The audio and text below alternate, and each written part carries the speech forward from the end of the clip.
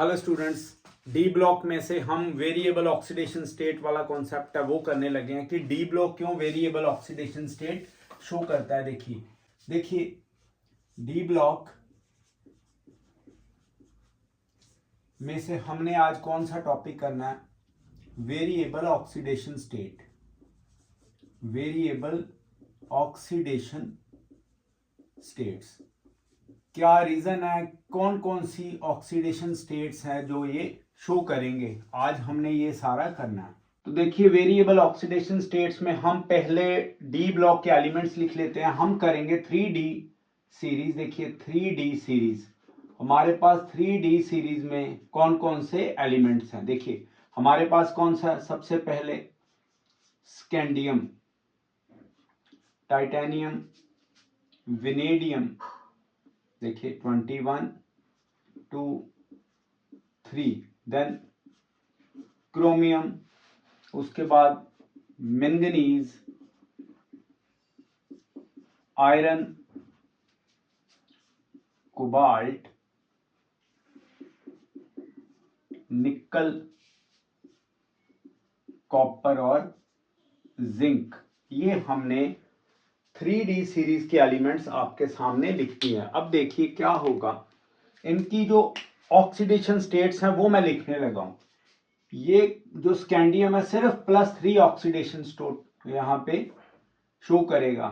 ये +2 +3 +4, वेनेडियम +2 3 4 5। इसी तरह से ये क्रोमियम +2 +3 +4 +5 और +6, ये आपने याद रखना है। मैंगनीज बहुत सारी ऑक्सीडेशन स्टेट शो करेगा और ये 7 सबसे ज्यादा ये ऑक्सीडेशन स्टेट शो करता है इस सीरीज में। उसके बाद 2 3 4, आयरन ये +5 नहीं करेगा, ये +6 करेगा। आपने याद रखना, आयरन +5 ऑक्सीडेशन स्टेट शो नहीं करता। यहाँ पे कोबाल्ट +2 +3 +4, निकल 2 3 4 और कॉपर +1 और +2 शो करेगा। बट जिंक जो है वो सिर्फ एक ही ऑक्सीडेशन स्टेट शो करेगा +2। आपने ये याद रखना है। 3D सीरीज में हमने ये ऑक्सीडेशन स्टेट्स लिखी है। क्या रीजन है, ये सारा कुछ हम करेंगे। ये क्यों +2 और +7 सबसे स्टेबल करता है, स्कैंडियम +3 ही क्यों शो करता है और जिंक +2 ही क्यों करता है, ये हम आज इस वीडियो में देखेंगे। देखिए अगर हम स्कैंडियम की इलेक्ट्रॉनिक कॉन्फ़िगरेशन चेक करें, स्कैंडियम एटॉमिक नंबर 21, इसकी कॉन्फ़िगरेशन देखें तो क्या आएगा, आर्गन और 3D 4s, ये 2 है और ये 1। याद रखिए ऑक्सीडेशन स्टेट में इस केस में क्या होगा, डी के ऑर्बिटल में जो इलेक्ट्रॉन्स हैं और 4s में जो इलेक्ट्रॉन, उनको अगर आप जोड़ेंगे तो जो ऑक्सीडेशन स्टेट यानी जो उनका सम आएगा वो इनका ऑक्सीडेशन स्टेट होगा। देखिए यहां पे क्या है, अगर मैं स्कैंडियम की +3 ऑक्सीडेशन स्टेट देखूं जो यहां पे शो की जा रही है, क्यों यही शो करता है, एक तो इसके पास इलेक्ट्रॉन्स बहुत कम है, लेस नंबर ऑफ इलेक्ट्रॉन्स है कि ये इलेक्ट्रॉन्स को लूज करे। देखिए यहां पे मैं 3 इलेक्ट्रॉन्स अगर लूज करवाऊं तो आपको पता है हमने बोला हुआ है पहले कहां से निकलेंगे, S से निकलेंगे, फिर कहां से निकलेंगे, D से। तो आप देखेंगे ये एक स्टेबल नोबल गैस कॉन्फ़िगरेशन बन गई, ये स्टेबल नोबल गैस कॉन्फ़िगरेशन बन गई है। इसीलिए जो स्कैंडियम है मैक्सिमम +3 तक ही जाता है, उससे ज्यादा हो नहीं सकता क्योंकि नोबल गैस कोर से इलेक्ट्रॉन निकल नहीं सकते। राइट, अब हम बात करेंगे यहां पे देखिए टाइटेनियम की, ये 2 3 और 4 शो करता है।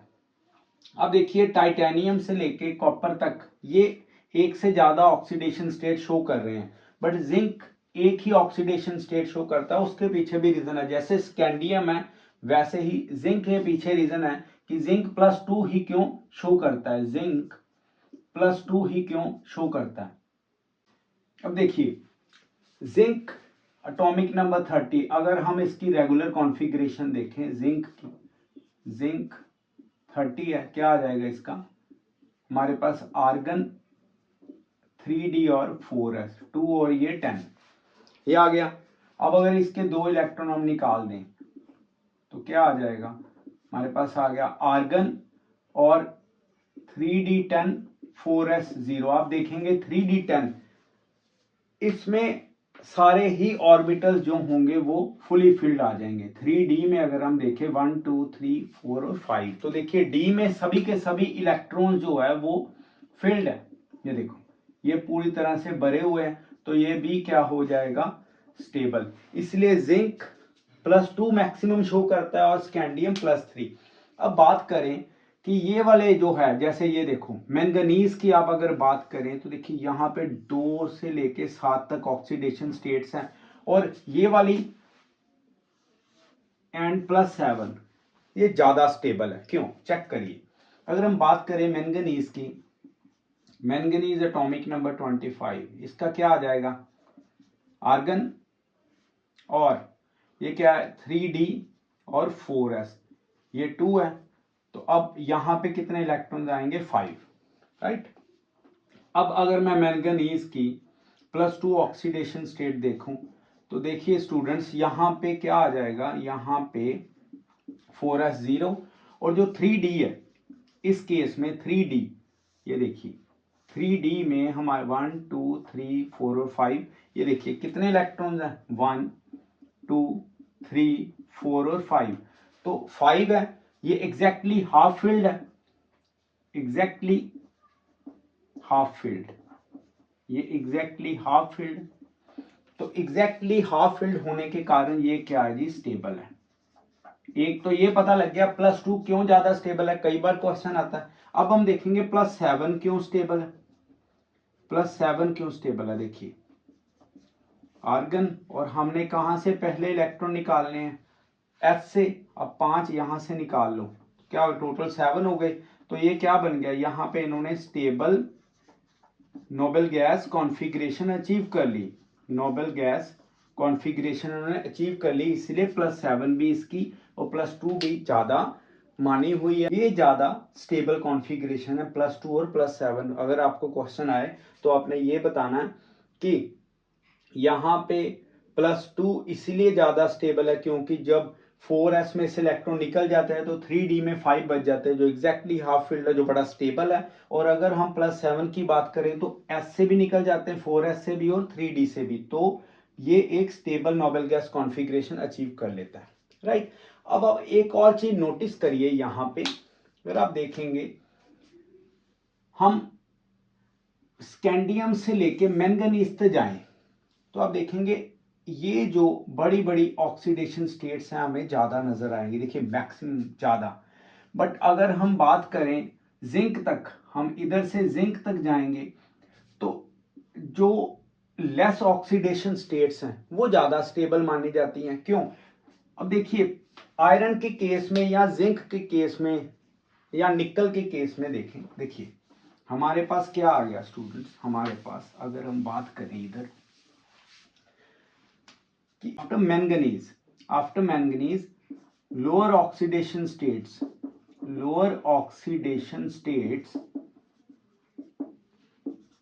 become more stable, ये ज्यादा स्टेबल हो रही, रीजन क्या है, क्वेश्चन कई बार आ जाएगा। मैंगनीज के बाद ये देखिए +7 तो दिखी नहीं, यहाँ पे +6 उसके बाद तो कम आनी शुरू हुई, देखिए यहाँ पे तो 2 ही है, रीजन देखें क्या होगा। अगर हम बात करें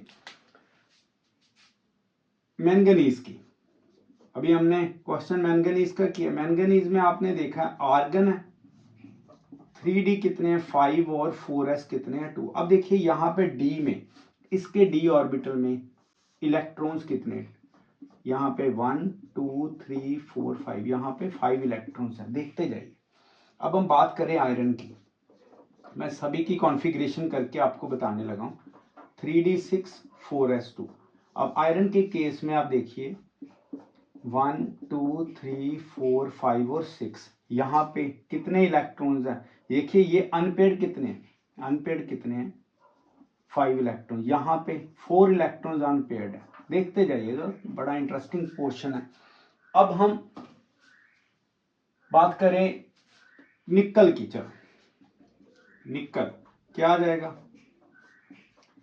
3d8 4s0 ऑप्टिक 4s2 क्या आ जाएगा, ये देखिए 1 2 3 1 2 3 4 5 6 7 8, सिर्फ 2 अनपेड इलेक्ट्रॉन्स बच गए। तो मैं आपको एक चीज बता दूं, इनमें डी ब्लॉक एलिमेंट्स में, अब यही तो क्वेश्चन हमने करना है ना, क्यों वेरिएबल ऑक्सीडेशन स्टेट्स है, रीजन क्या है? रीजन है यहाँ पे अनपेयर्ड इलेक्ट्रॉन्स जितने ज्यादा होंगे उतनी वेरिएबल ऑक्सीडेशन स्टेट्स होंगी। अगर अनपेयर्ड इलेक्ट्रॉन कम होते गए, ऑक्सीडेशन स्टेट की जो स्टेबिलिटी है, हायर ऑक्सीडेशन स्टेट की स्टेबिलिटी जो है वो गिरनी शुरू हो जाएगी। देख लीजिए यहाँ पे अनपेड इलेक्ट्रॉन क्या है, 2 है जी निकल में, तो इसकी ऑक्सीडेशन स्टेट ये ज्यादा स्टेबल है एज कंपेयर टू +4। दिखा जरूर देगा with the higher amount of energy इनको सप्लाई करेंगे, ये हायर ऑक्सीडेशन स्टेट दिखा तो जरूर देगा बट स्टेबल इतनी नहीं होगी। कॉपर के केस में देख लो, जिंक हमने बता दिया +2 तक ही रह जाएगा। तो आपने क्या देखना, जब हम मैंगनीज तक जाते हैं तो अनपेड इलेक्ट्रॉन डी ऑर्बिटल में ज्यादा है, बट जब हम आफ्टर मैंगनीज देखें तो डी ऑर्बिटल जो है वो वाले इलेक्ट्रॉन, जो अनपेड इलेक्ट्रॉन्स है वो घटने शुरू हो जाएंगे, जिसके कारण हायर ऑक्सीडेशन स्टेट की स्टेबिलिटी भी कम हो जाएगी। हमने क्या देखा, हमने एक देखा स्कैंडियम +3 में क्यों ज्यादा स्टेबल है, क्योंकि वो stable noble gas configuration attend कर लेता है। जिंक +2 स्टेट में क्यों ज्यादा स्टेबल है, क्योंकि वो 3d 4s के बाद जब 2 इलेक्ट्रॉन निकल जाते हैं 3d रह जाता है, तो ये पूरी तरह से भरा हुआ है और ये भी स्टेबिलिटी लाता है। तीसरी हमने बात देखी, मैंगनीज में +2 और +7 क्यों ज्यादा स्टेबल है, क्योंकि +2 में मैंगनीज देखेंगे तो ये क्या करता है, इसमें जो डी के है वो एग्जैक्टली हाफ फील्ड आ जाते हैं, +7 है तो ये पूरी तरह नोबल गैस बन जाता है। उसके बाद फोर्थ पॉइंट हमने देखा, इधर जाते हायर ऑक्सीडेशन स्टेट्स देखी जाती है, क्योंकि यहाँ पे अनपेड इलेक्ट्रॉन ज्यादा है, but after manganese unpaired electron कम होंगे तो हायर ऑक्सीडेशन स्टेट्स भी जो स्टेबिलिटी है वो भी कम होनी शुरू हो जाएगी। अब एक और चीज देखते हैं, देखिए हम आगे क्या देखेंगे, अगर हम बात करें, देखिए डी ब्लॉक एलिमेंट्स की, डी ब्लॉक एलिमेंट्स की और पी ब्लॉक एलिमेंट्स की।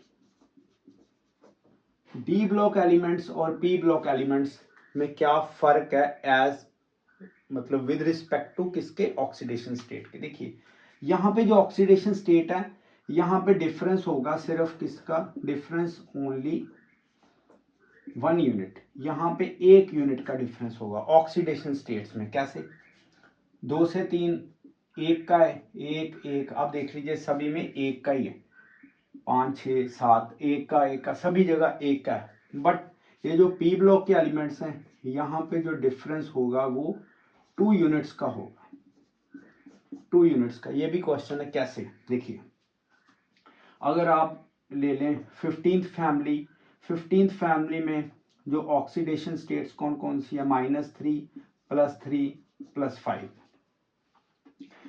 ग्रुप 16 में देख लीजिए, इनमें ऑक्सीडेशन स्टेट कौन सी है, +6 +4 +2 -2। तो क्या यूनिट हमारे पास, ये देखो ये देखना, क्योंकि यहाँ पे तो माइनस ऑक्सीडेशन स्टेट शो ही नहीं ना कर रहे, ये तो आपकी नॉलेज के लिए बताया ना हमने। आप देखिए प्लस में देखो कितना डिफरेंस है, +6 और +4 में कितना यूनिट का फर्क है, 2 का। 4 से 2 तक कितना यूनिट का फर्क है, 2 का, इधर 2 का। तो इस तरह से, अब रीजन क्या है, देखिए रीजन क्या है, यहाँ पे तो आपको रीजन हमने बता दिया कि 4s इलेक्ट्रॉन जो है वो पहले निकलेंगे, 3d अंदर है, मैंने एक पूरी डिटेल वीडियो बनाई हुई है। यहाँ पे रीजन क्या है जी, 2 यूनिट का इनर्ट पेयर इफेक्ट। अगर आपको याद हो, हम ग्रुप नंबर 15 की बात करें, अगर हम ग्रुप नंबर 15 की बात करें तो आपने देखा होगा जो बिस्मत है, बिस्मत में +3 और +5, यहाँ पे हायर ऑक्सीडेशन स्टेट ज्यादा स्टेबल नहीं है, ये क्या है जी, लेस स्टेबल है, ज्यादातर इसे देखा नहीं जाता, ये है जी मोर स्टेबल, मोर स्टेबल। क्यों, 2 यूनिट का फर्क क्यों है, क्योंकि यहाँ पे क्या है जी, इनर्ट पेयर इफेक्ट, इसी वीडियो में आपको बताएंगे इनर्ट पेयर इफेक्ट क्या होगा जब s ऑर्बिटल के इलेक्ट्रॉन जो है वो बॉन्ड फॉर्मेशन में पार्टिसिपेट नहीं करते। It is the reluctance of the ns electrons to participate in the bond formation. ns में कितने इलेक्ट्रॉन होंगे 2, s में मैक्सिमम 2 है। तो इनर्ट पेयर इफेक्ट है वो आपको किसी डिटेल वीडियो में बता देंगे। आपको थोड़ा सा बताया कि जो पी ब्लॉक के एलिमेंट्स हैं यानी नॉन ट्रांजिशनल एलिमेंट्स हैं उनमें 2 का यूनिट का फर्क होगा, डी ब्लॉक में ऑक्सीडेशन स्टेट्स में 1 यूनिट का फर्क है। ये पता लग गया आपको। देखिए बड़े ही मैंने बुलेट पॉइंट्स बताए हैं, आपको समझ के चलना है। ये वाला लेक्चर थ्योरेटिकल टाइप लेक्चर होते हैं इनऑर्गेनिक केमिस्ट्री के, बट स्कोरिंग जरूर है और क्वेश्चन आता ही है इनमें से, पक्का आना ही है। ठीक है, ये हो गया। अब आप देखिए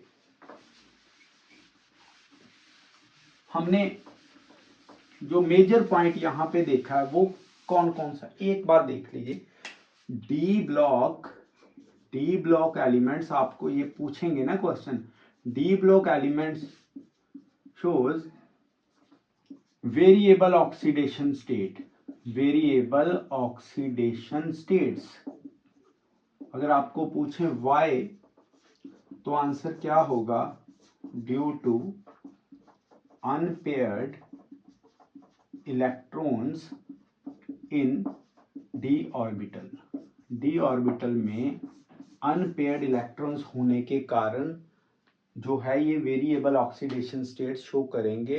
इलेक्ट्रॉन निकलते जाएंगे तो ऑक्सीडेशन स्टेट होती जाएगी। देखो कई बार क्वेश्चन ये भी आता है कि कहां से निकलेंगे, ये वाला याद रखिएगा, इकट्ठा यहां से निकलेंगे इलेक्ट्रॉन्स, यानी एस से निकल जाए। मैक्सिमम ऑक्सीडेशन स्टेट जब कभी भी शो करेंगे डी ब्लॉक एलिमेंट्स तो ये दोनों ऑर्बिटल्स को आपने कंसीडर करना है, n-1d और ns में से इलेक्ट्रॉन जो है वो निकलेंगे।